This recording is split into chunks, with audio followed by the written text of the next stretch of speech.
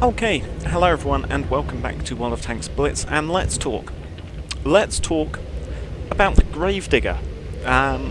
With the new Halloween event that's come around,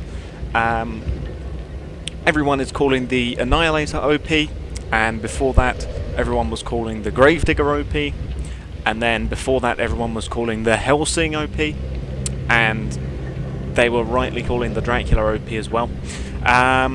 And with all these tanks, you notice a trend.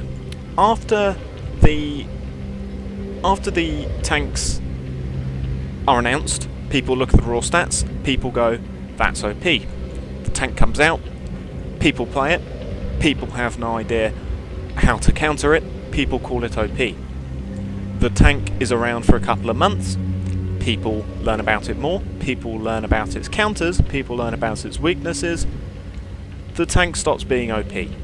And as basically what I want to talk about, mostly with the Gravedigger, but as a just general Halloween tanks as a whole, because it's mostly these Halloween tanks that people call them OP as. And the Annihilator is the latest hot thing that's coming out. I don't have it yet, as you can see. I haven't yet got up to rank 45 with the missions that's going on. But there it is though. Three-shot rapid fire cannon thing. Looks very fun.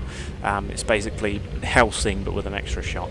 And that's the latest OP thing that people are talking about.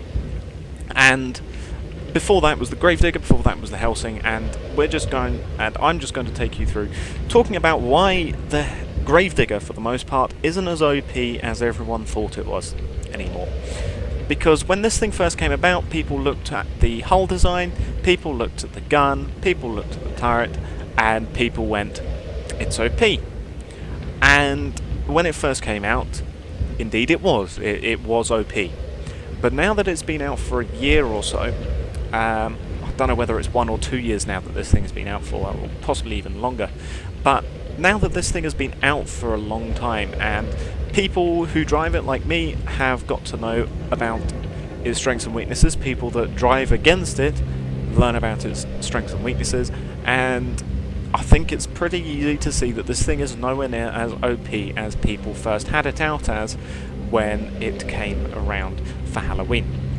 And let me tell you why. There's 3 major points that make this thing not OP, plus some minor things.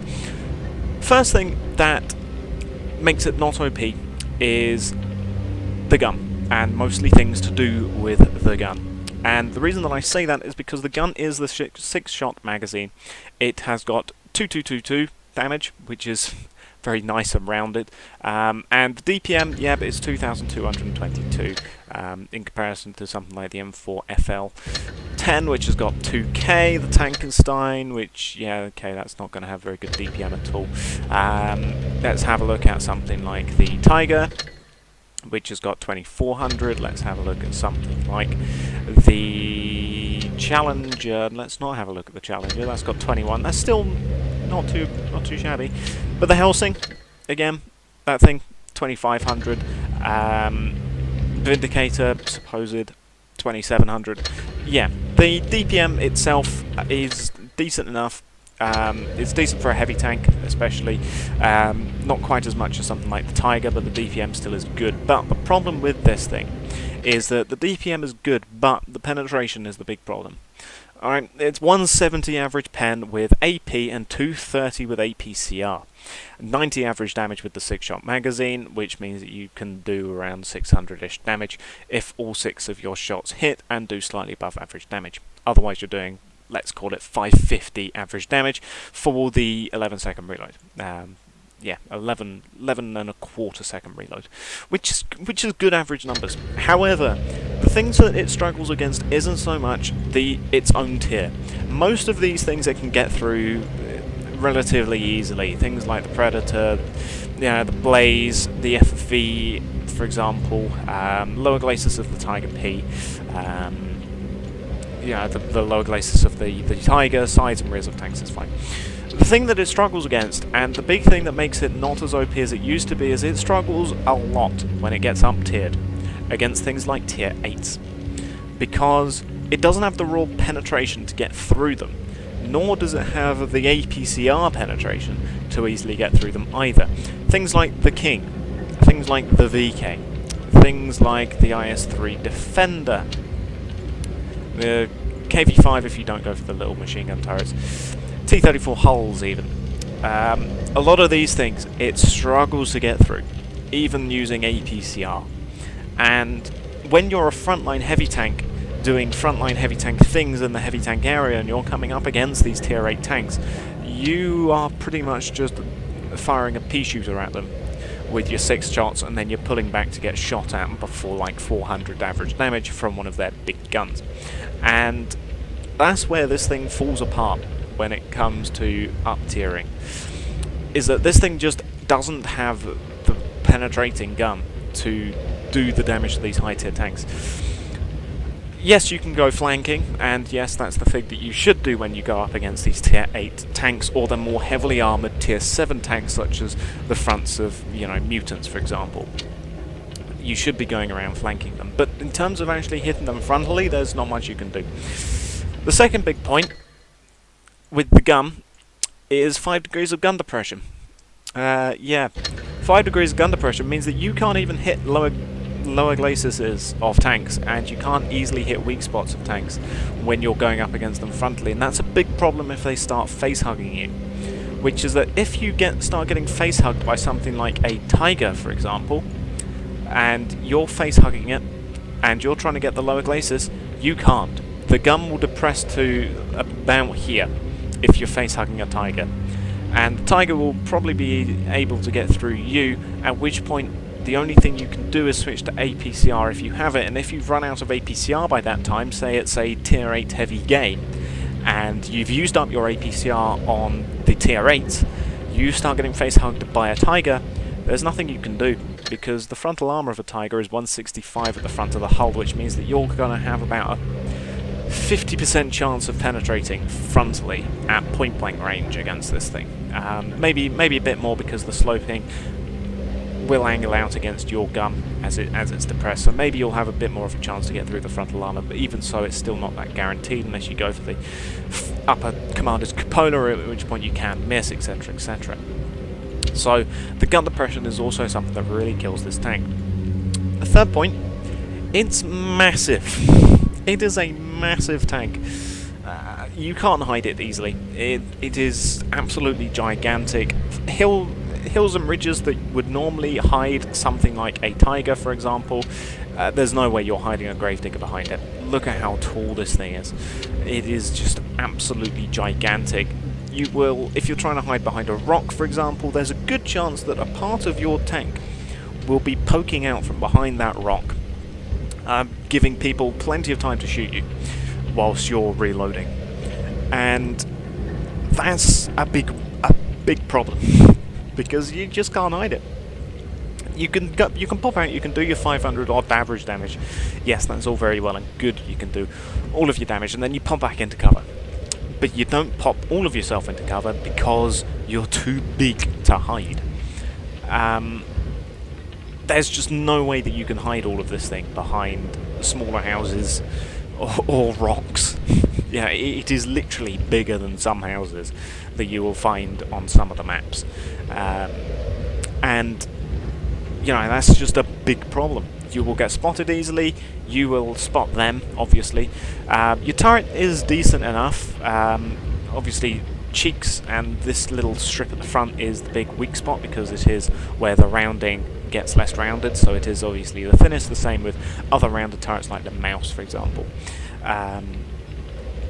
But yeah, just your size, your gun depression, and your lack of penetration overall is the big problems with the Gravedigger, and that's why it's just nowhere near as OP as it used to be, because people know this. And the armour itself, frontally, I think you can still get through the lower glacis, even though it is sloped. It is sloped 170 for the front of the hull, sloped 180, sorry. And the turret itself is, yeah, 180, 152, which is good, and, you know, front is sloped. But if you try and come out at sort of this sort of angle, people will just be able to hit your front idler wheel and go straight into the side of your hull, and they can probably pin you there, because at which point you are a rear-mounted turret, and so if you try and come around the side come around it, you know, frontally, you are massive, so you're going to have to expose a lot of your tank if you're trying to do that, because of course you want to get people to bounce off your sloped frontal armour, so obviously you're going to want to go forwards more than you are going to want to go backwards, at which point you have to expose 3/4 of your tank in order to get your massive turret out there, at which point people can easily blow off your tracks or just pen you through the track, detracking you and doing damage. And if you don't have a repair kit, that's your game done. And yes, you can reverse around corners, but at the same time you only have 57 rear hull armor. And a lot of these tanks at this tier have got at least 57mm of penetration with HE. For example, the IS-2 Pravda has got 61 high explosive penetration. The Long 88 on the Tiger has got 44mm, so it's not quite as good. Maybe using calibrated shells it will go up a bit, maybe not as much as that. Tankenstein with the 130 has got 65mm of pen, and so going around the corner backwards to try and get there quicker isn't always going to be the best idea either, because it is sort of mid, but it is rear-mounted turret, but it's a sort of rear mid-mounted turret, which means that if you're trying to come around a corner, you've got a lot of tank to expose before you can get shots on people. Side scraping does work, but even so, you need to find something that's big enough to hide the rest of your tank so that you can side scrape effectively in the first place. And all these things means that it can be pretty situational as to how it works and as to how it goes, you know, how it is good in terms of how it plays and in terms of the results that you get, because there's some games you will do great, other games you will just completely die because you're too big, you don't have the pen, you don't have the raw alpha damage, and just generally you don't have the gun depression, especially on very ridge or very hilly terrain. For example, going up any sort of ridgeline will just completely screw you over. You have to be on flat terrain, and the enemy has to be on flat terrain as well, or above you. You pretty much can't fire below. And that's just why the Gravedigger just isn't as OP as everyone thought it was. And I'll talk about the Helsing as well, because I don't think the Helsing is quite as OP as everyone thinks it is either. Obviously, the gun is good. It is a great gun. The twin shots, if you go ahead to stick on field rations and you go ahead to stick on tinned food, you get a whole load of nice buffs. You know, 8.86 second magazine reload time, 2600 DPM, all of this sort of stuff, and yeah, it's good. However, the armor itself is not that great. Mobility wise it's good, turret traverse is of course also slow. It's not as bad as the Gravedigger in terms of drawbacks. The only other problem, again, 170 average pen with AP and 220 with APCR. It is a bit lacking there. Also, if you do miss with one of your shots, because the shots spread, anyone who has played the Helsing will know that there's a decent chance that your shots at range will spread and either completely miss with both, or only one will hit, or one will hit and bounce. And that means that you've just done 200 damage for an 8-second reload, which is cutting your DPM in half. So, obviously it does work the best. At close range, and that's why I play this thing more as a medium rather than a tank destroyer, which is what it's labelled as. But even so, the armour is not as great as everyone thought it was. The hull is sloped, and you can get bounces off of your sloped frontal hull. However, in general, just the tank is nowhere near as bouncy as everyone thought it was going to be, and it's nowhere near as troll as everyone thought it would be either. The gun mantlet can be troll because it has got this bit of spaced armour here in front of the actual rest of the hull, in front of the rest of the turret rather, but even so, the armour just isn't as good as everyone thought it would be. It's nowhere near as troll as it used to be, because people know that they can just sort of hit it mostly anywhere and it will do just fine getting through the front of the armour. Plus, once you fired these two shots, you do have that long reload time which people can use to charge you, and again, if both of your shots miss, or one of your shots misses and bounces, or you know, both of them bounce, then you've got an 8-second reload for having done nothing, and just generally the shot spread at range. Overall though, it's nowhere near as OP as everyone thought it was going to be in comparison to the Dracula. I don't know when these two tanks were released, I don't know which one was looked at as being more OP.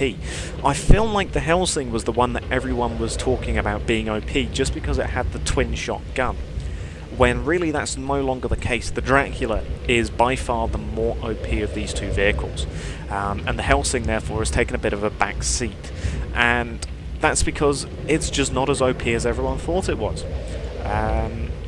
It was OP when it first came out, twin guns, everyone was like, oh, twin gun doing double the damage.